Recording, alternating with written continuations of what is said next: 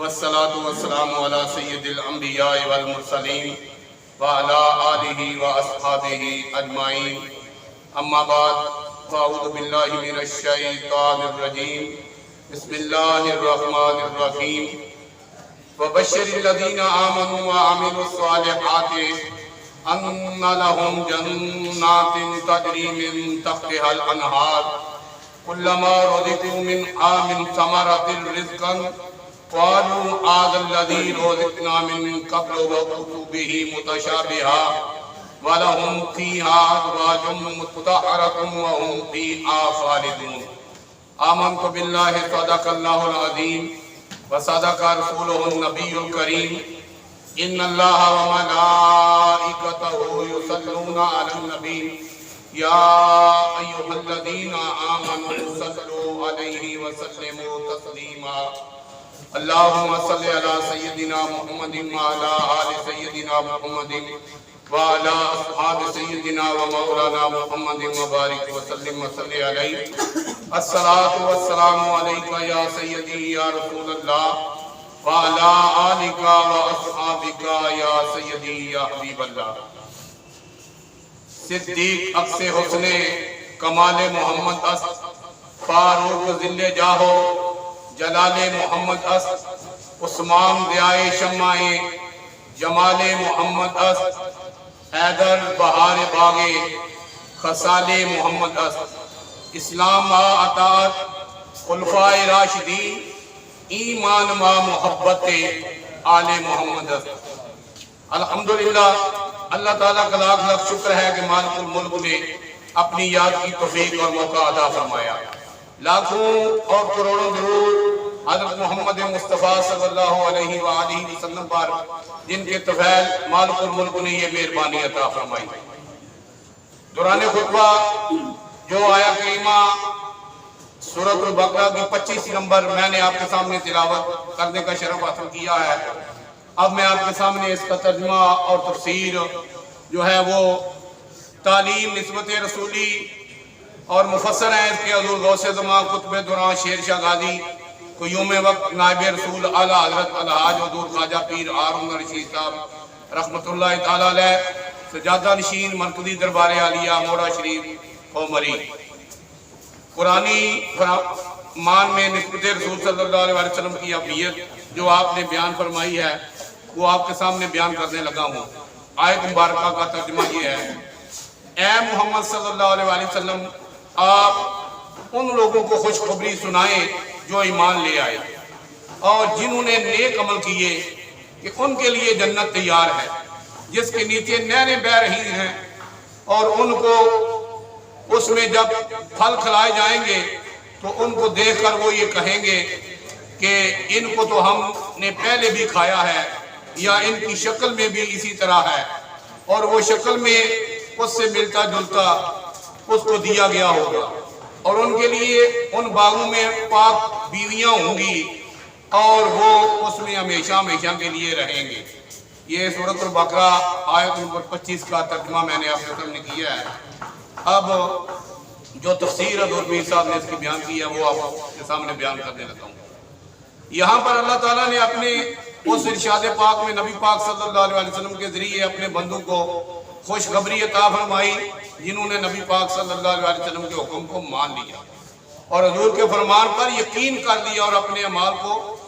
درست کر لیا، جنہوں نے کہا اطیع اللہ و اطیع الرسول، ہم نے اللہ کی بھی اطاعت کی اور اللہ کے رسول کی بھی اطاعت کی۔ ان کے لیے یہ آیت مبارکہ جو ہے وہ خوشخبری سنا رہی ہے، اور جنہوں نے اپنے اعمال کے درست کر لیا۔ یہ بات سمجھنے والی ہے کہ جو بھی پیغام مخلوق خدا کو دیا گیا ہے وہ نبی پاک صلی اللہ علیہ وسلم کے ذریعے دیا گیا ہے۔ جتنے بھی اللہ تعالیٰ کے فرامین تھے، جتنے نبیوں پر بھی وحی آئی تھی، وہ اللہ تبارک و تعالیٰ نے جبریل امین علیہ السلام کو حضرت آدم صلی اللہ علیہ السلام سے لے کر امام الانبیاء صلی اللہ علیہ وسلم کی ذات اقدس تک اللہ تعالیٰ خود کسی سے ڈائریکٹ کلام نہیں کرتا۔ اللہ تعالیٰ جب بھی کلام فرماتا ہے ڈائریکٹ وہ اپنے نبیوں سے کرتا ہے، لیکن جب نبی کے امتیوں سے بات ہوتی ہے تو وہ اس میں واسطہ ہوتا ہے، اس میں جبریل کا بھی واسطہ ہوتا ہے اور اس میں اس امت کے نبی کا بھی واسطہ ہوتا ہے جس امت سے اللہ تعالیٰ ہم کلام ہونا چاہے. تو جتنی باتیں اللہ تبارک و تعالیٰ کے فرامین عالی شان ہیں، فرمان عالی شان ہے، وہ سارے اللہ تعالیٰ نے اپنے محبوب کے ذریعے اپنی محبوب کی امت کو عطا فرمائی ہے. تو یہاں یہ بات حضور پیر صاحب نے یہ فرمائی کہ حضور کے ذریعے گویا مخلوق کی نجات کو حضور کی غیر مشروط عطا سے وابستہ کیا گیا، اور بار بار یہ بات دہرائی گئی ہے تاکہ لوگوں کے ذہنوں میں یہ بات بیٹھ جائے کہ نبی پاک صلی اللہ علیہ وسلم کے سوا کوئی ذریعہ اور کوئی چارہ نہیں. خدا کو راضی کرنے کا بھی یہی ذریعہ ہے اور طریقہ ہے، اور اللہ تعالیٰ سے ڈرنے کا بھی یہی ذریعہ ہے اور طریقہ ہے. اللہ تعالیٰ کے احکام سننے اور سمجھنے کا بھی یہی طریقہ اور ذریعہ ہے. حضور کی نافرمانی اور حضور سے دوری اللہ تعالیٰ کی ناراضگی کا باعث بنے. جو بندے اطاعت کرتے ہیں وہ اللہ تعالیٰ کے بھی قریب ہو جاتے ہیں اور اللہ کے محبوب کے بھی قریب ہو جاتے ہیں، اور جو اللہ اور اللہ کے رسول کے حکم کی نافرمانی کرتے ہیں وہ خود اللہ نہیں ان سے دور ہوتا، وہ خود اللہ تعالیٰ سے بھی دور ہو جاتے ہیں اور اللہ کے محبوب سے اور اللہ کی رحمت سے بھی دور ہو جاتے ہیں. یہاں بھی اللہ تعالیٰ نے حضور کے ذریعے خوشخبری سنائی کہ دیکھو ایسی بات نہیں کہ اگر تم نے میرے پاک نبی کی بات پر یقین کر لیا کہ وہ حق اور سچ فرمان سنا رہے ہیں تو پھر تم ایسے ہی رہو گے. نہیں، ہرگز نہیں. تمہیں اس کی جزا دی جائے گی اور وہ بہت ہی اعلیٰ ہے. تمہیں ایک ایسی زندگی سے نوازا جائے گا جو ہمیشہ ہمیشہ کی زندگی ہے. دنیا کے اندر جو انسان کو زندگی دی گئی ہے اس کے اندر بچپن ہے، لڑکپن ہے، جوانی ہے، بڑھاپا ہے، لیکن جنت کی زندگی ایسی نہیں ہے یا جہنم کی زندگی ایسی نہیں ہے. جنت کی زندگی کے متعلق وہ حضور صلی اللہ علیہ وسلم کے فرمان عالی شان ہے کہ جنت کے اندر ہمیشہ ہمیشہ کے لیے انسان جوان رہے، بڑھاپا نہیں آئے، بیماری نہیں آئے، تنگ دستی نہیں آئے. بندہ جو سوچے گا اس کے سامنے موجود ہوگا، جو چاہے گا کھائے پیے گا، لیکن پیشاب نہیں ہوگا، بولو براد نہیں ہوگا. اس کا نام جنت ہے اور وہ ہمیشہ ہمیشہ کے لیے ہے، ختم ہونے والی نہیں ہے. بس خالدین فیہا ابدا، وہ ہمیشہ ہمیشہ کے لیے. جو ہمیشہ ہمیشہ کی زندگی ہے اور تمہارا ٹھکانہ اس عریض اور وسیع باغ میں بنایا جائے گا جسے جنت کہا جاتا ہے، جہاں تمہاری ہر ضرورت کو پورا کیا جائے گا. جو تم سوچو گے، جو تم خیال کرو گے وہ تمہارے سامنے موجود ہوگا، اور کھانے پینے پہننے اور استعمال کی جو چیزیں تمہیں یہاں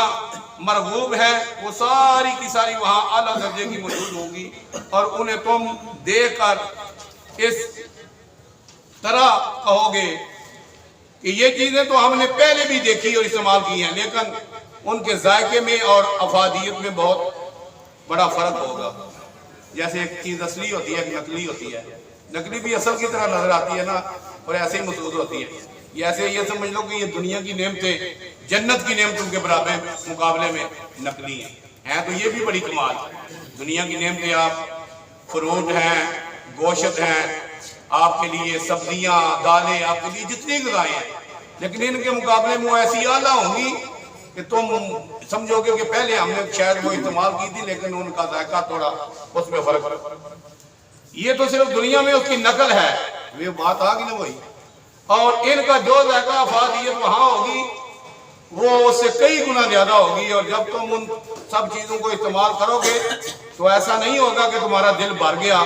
اور تم اب پھر کھانا نہیں چاہتے یا استعمال کرنا نہیں چاہتے، بلکہ وہ ساری چیزیں خود بہت ہضم ہوں گی اور تمہیں پیشاب اور بولو براز کی بھی ضرورت نہیں ہوگی. ہر چیز خود بہت ختم ہوتی ہے، ختم ہوتی جائے گی، اور جو تم چاہو گے اسی طرح ہوتا چلا جائے گا. پھر تمہارے لیے حکم ہوگا کہ تم اب اس میں ہمیشہ ہمیشہ کے لیے ٹھہرے، یعنی جنت کے اندر ہمیشہ ہمیشہ کے لیے تم نے رہنا ہے. یہ جزا اور یہ انعام صرف ان لوگوں کے لیے ہے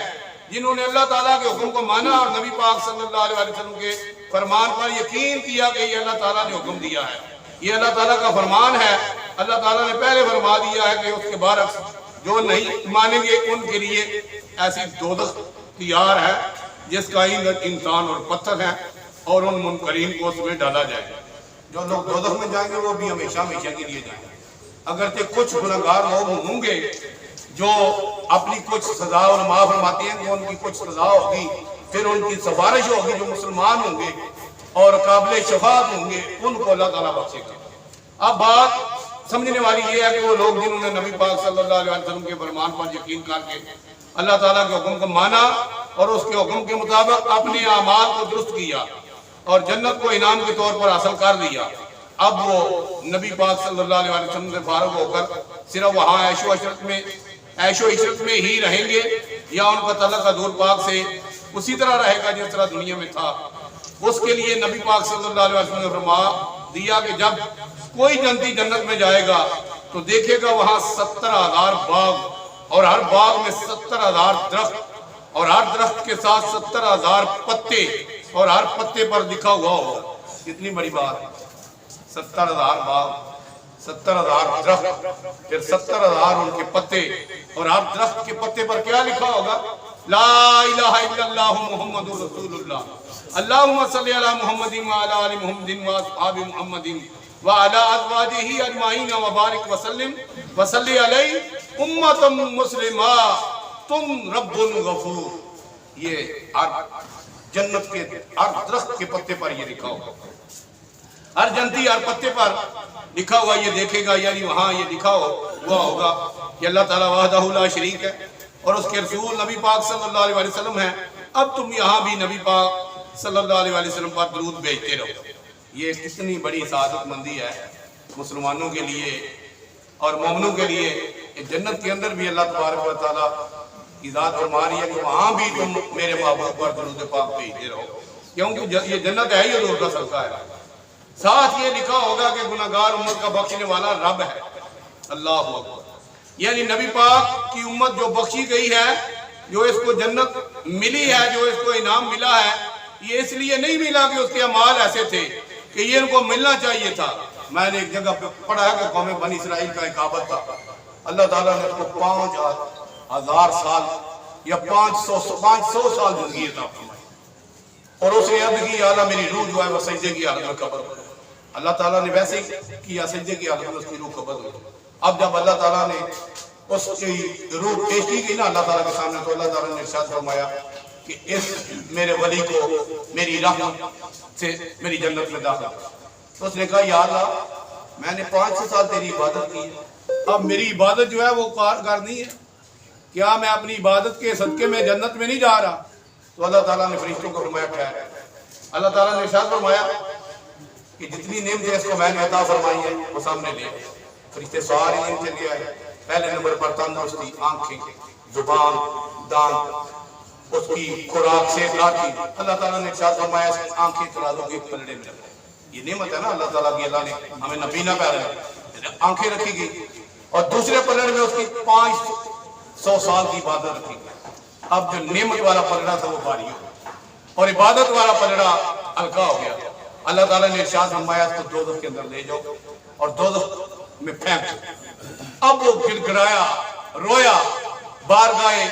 الہ العالمین میں اب کی ہے بارے الہ مجھے معاف فرما دے۔ اب میری سمجھ میں بات آئی ہے کہ جو کچھ بھی نیکی میں نے کی تھی، عبادت کی تھی، ریاضت کی تھی، سخاوت کی تھی، تیرے فضل سے، تیری رحمت سے، تیرے کرم سے کی تھی، اور واقعی یہ جنت تیرا انعام ہے۔ اے اللہ میں تیری بارگاہ میں التجا کرتا ہوں، مجھے معاف فرما دے، تو غفور الرحیم ہے، اور مجھے جنت عطا فرما دے۔ اللہ نے فرمایا فرشتوں سن لیا تم نے یہ میری اور میرے بندے کے درمیان جو بات ہوئی ہے؟ فرشتوں نے کہا یا اللہ ہم نے سنی ہے۔ اللہ نے فرمایا فرشتوں گواہ ہو جاؤ کہ میں نے ایک بندے کو اپنی رحمت سے معاف فرما دیا اور جنت بھی عطا فرما۔ یہ اللہ کی رحمت ہے، جنت ہماری عبادت نہیں ہے، لیکن انعام تب بھی ملتا ہے جب بات مانی جائے، اپنے والدین کی، اپنے استادوں کی، اپنے مرشدوں کی، اپنے رسول کی اور اپنے خدا کی۔ اگر بات نہیں مانیں گے تو اس کی سزا جو ہے وہ جہنم ہے۔ یہ جزا ہے، یہ انعام ہے جنت، ہماری عبادت کے صدقے میں نہیں ہے۔ اس لیے کسی انسان کو یہ فکر، یہ خیال نہیں کرنا چاہیے کہ جنت ہم نماز پڑھتے ہیں اس لیے نہیں، ہم حج کرتے ہیں اس لیے، ہم بڑے سخی ہیں، نہیں، یہ اس لیے ہے کہ یہ رب راضی ہو جائے گا، ہم نے اس کی بات مانی ہے تو وہ جتنا بڑا چاہے پھر انعام ہمیں عطا فرمائے۔ تم یہاں بھی نبی پاک پر درود بھیجتے رہو، اور ساتھ یہ لکھا ہوگا کہ آپ کی امت کا بخشنے والا رب ہے، یعنی نبی پاک کی امت جو بخشی گئی ہے، جو اس کو جنت ملی ہے، جو اس کو انعام ملا ہے، اس لیے نہیں کہ اس کے اعمال ایسے تھے، بلکہ یہ ان کو ملنا چاہیے تھا، ایسا ہرگز نہیں، بلکہ یہ سب کچھ اللہ تعالیٰ کے فضل سے ہوگا۔ یہ دیکھو حضور پیر ہارون رشید صاحب رحمۃ اللہ تعالیٰ علیہ سرکار مولوی نے کیسی پیاری بات لکھی ہے کہ یہ ملنا چاہیے تھا اس لیے نہیں ہے بلکہ یہ اللہ تعالیٰ کا انعام ہے، اس کا فضل ہے۔ حدیث پاک میں آیا ہے کہ جب انسان کے اعمال وزن کیے جائیں گے تو اللہ تعالیٰ کی مہربانی کے بدلے میں انسان کی ساری نیکیاں ختم ہو جائیں گی، انسان کی ایک مہربانی کے بدلے میں۔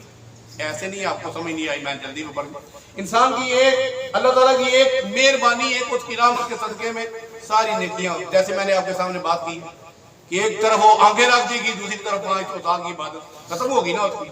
ایسے یہ وہی بات سمجھ لیا۔ اور اس وقت انسان حیران و پریشان ہو جائے گا تو اللہ تعالیٰ کے فضل سے اسے معاف فرمایا جائے گا اور اس پر مہربانی کی جائے گی۔ تو جہاں ہر انسان اپنی آنکھوں سے دیکھ لے گا کہ میں جو جنت میں آیا ہوں مجھے یہ انعام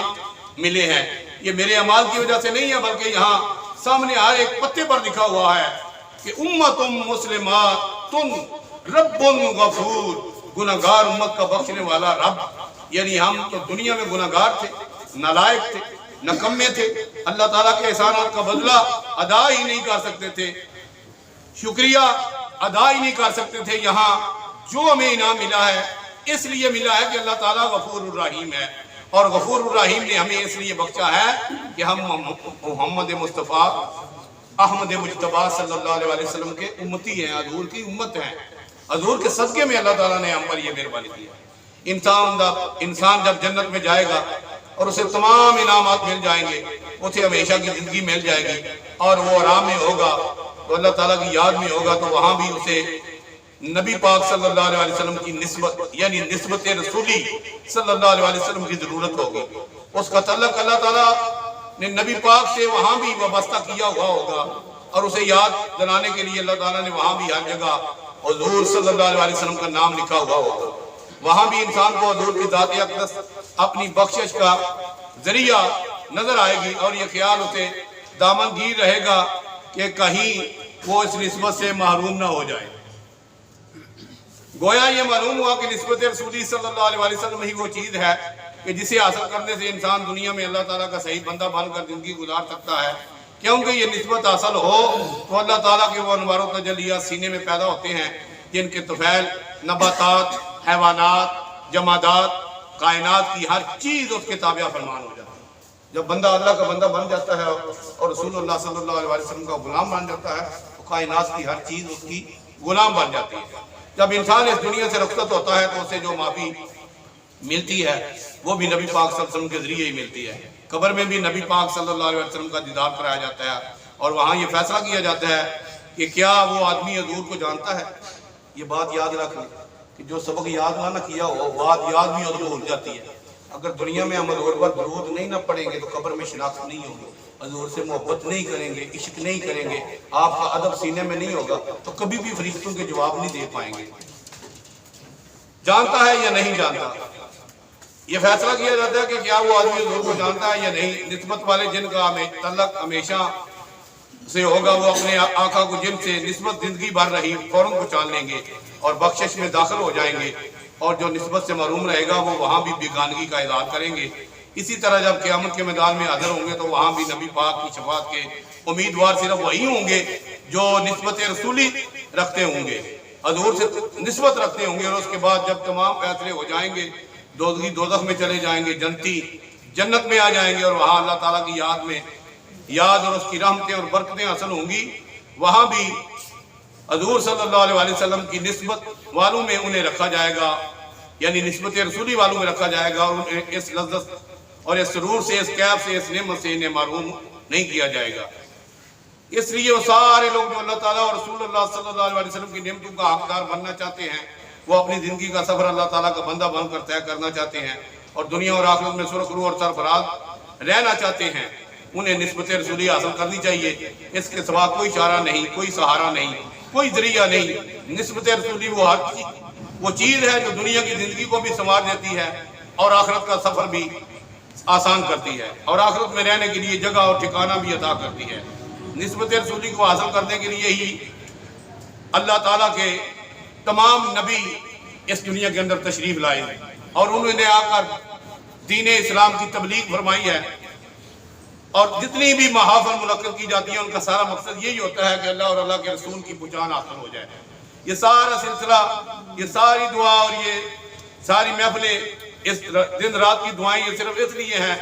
कि अल्लाह तबारक व तआला की और उसके रसूल की बंदे को पहचान हासिल हो जाए। अगर निस्बत रसूली हासिल होगी तो तमाम मुश्किलात खुद बहुत हल हो जाएंगे, तमाम बीमारियां खुद बहुत ख़त्म हो जाएंगी, तमाम तकलीफ़ें खुद बहुत दूर हो जाएंगी। इंसान अल्लाह ताला के रसूल के साथ तल्लुक़ रखने से अल्लाह ताला की पनाह और हिफाजत में आ जाता है, जिसे कोई चीज़ नुकसान नहीं पहुँचा सकती, कोई चीज़ उसे दुख नहीं पहुँचा सकती। अल्लाह ताला का ये फरमान है कि जो मेरे बंदे के साथ मुखालफत करता है वो मेरे साथ मुखालफत करता है। मन आदली वलियन फकद आज़मतहु बिल हर्ब। अल्लाह ताला के महबूब ने फरमाया जो अल्लाह के वली के साथ अदावत रखे अल्लाह ताला उसे ऐलान जंग करता है। तो जो नबी के साथ अदावत रखेगा उसका तो सफाया हो जाएगा, नेस्तो नबूद हो जाएगा, सफाया सीधे मिट जाएगा। वली के साथ दुश्मनी करने से, जो मैंने हदीस में बात पढ़ी है, मन आदली वलियन फकद आज़मतहु बिल हर्ब, जो अल्लाह के किसी वली के साथ दुश्मनी करे अल्लाह उसे ऐलान जंग करता है। कौन है कायनात के अंदर जो अल्लाह का ऐलान जंग है उसको चैलेंज है उसको कबूल करे? तो इसलिए फरमाया जो मेरे बंदे के साथ जंग करता है वो मेरे साथ जंग करता है। ऐसा इंसान खुद ही जलील ख्वार हो जाता है और निस्बत रसूली रखने वाला अल्लाह ताला का बंदा और हर वक्त हर जगह महफूज रहता है। अल्लाह तबारक व तआला हज़ूर नबी करीम रऊफ़ुर रहीम अलैहिस्सलातु वस्सलाम की मोहब्बत, आपका अदब, आपका इश्क और आपकी अताअत जो है वो हम सबको नसीब फरमाए। क़ुव्वत इश्क से हर पस्त को बाला कर दे, दहर में इसमें मोहम्मद से उजाला कर दे कि मोहम्मद